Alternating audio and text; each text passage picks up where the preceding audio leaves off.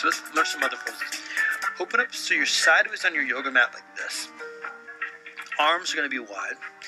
And you'll notice as you stand upright like this that your arms are going to be a fixed distance apart, right? And if you can bring your ankles to be as wide as your wrists are, you're going to put yourself in good situation, good position. Now, on an inhale, see if you can pivot on this right heel so that your right leg turns out, but keep your hips facing in this direction. And then bend your front knee so your right hip tracks right over your knee goes right over your ankle, torso stays upright. We're going to keep our arms wide. This is called Warrior Two position. So I'm going to set my gaze straight forward past my middle finger.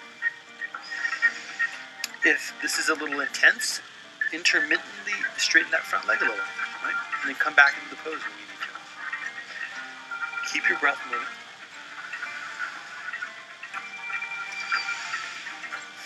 Now before you get tired in this pose, straighten up your front leg. Now we're going to relax these top thigh muscles, the quadriceps, and stretch the underside thigh muscles, the hamstrings. Start with your left hand to your left hip. Inhale and lean forward, and then put your right hand down to your shin. Now here's a good place if you want to. You can use your block, your yoga block. This is where we'll grab our block here, and I can put my hand on the block right in front of my leg and push down, and then my other arm reaches to the sky. Right, just give you something to push into nice and strongly. If you don't have a block, don't worry about it. You can also do something similar by just pushing onto your shin. Let's not push onto our knee though. Let's push onto our thigh or a shin or block. And give ourselves a couple of deep breaths.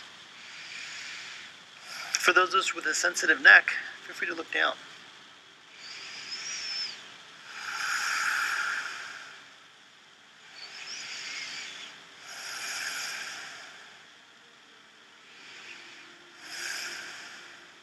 So I'm going to bring my block with me. As I do so, I'm going to come back into my Warrior Two. Straighten up my front leg, turn those right toes in, and let's switch sides. Okay, so I'm going to put this over here because this is probably where I'm going to want it. But I'm going to open up, pivot on my left heel, and then bend my left knee as straight up and down as my torso can get. A little bit of engagement of my abdominals, so my core gets long instead of bowed. Right? A little lift to the front of the pelvis.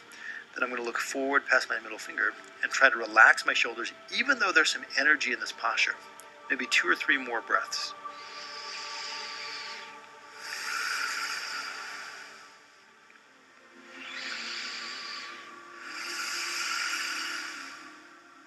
Now inhale, straighten up your front leg. I like to start with my hand on my hip. I'm going to lean forward on an inhale and then put my hand to the floor on my exhale. And this hand can come to the shin or come to the block. And then, if it serves you, raise that right arm up to the sky.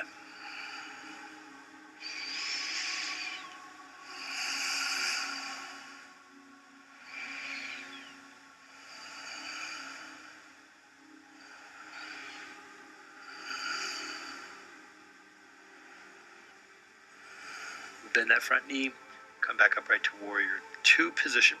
Then straighten up your front leg and turn those left toes in. So we'll sort of be back where we started, something like this. And then let's turn this into a pose that isn't so strength-based, but maybe flexible-based, right? So I'm going to keep these muscles strong, but I'm going to fold forward until maybe my hands come to the floor. Now, if I'm really tight in my hamstrings, it's not a big deal to bend your knees a bit in this pose.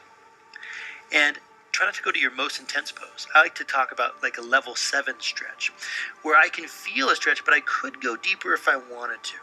It feels good to be here. I'm going to supply this with deep breath in and out.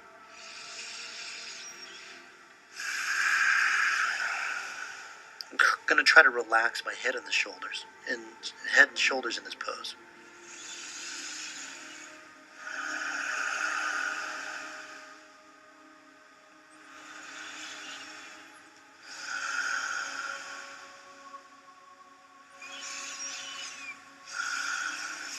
No rush here. Give yourselves maybe 5 of these big long breaths in and out. Maybe 1 more. Now coming up, I would invite you to bend your knees some. Keep your hands on your hips. Straight spine. We're going to come all the way back up. Inhale. And then bring your feet together by just doing one of these. Little heel toe. Feet come together, and we can step to the front part of our yoga mat again.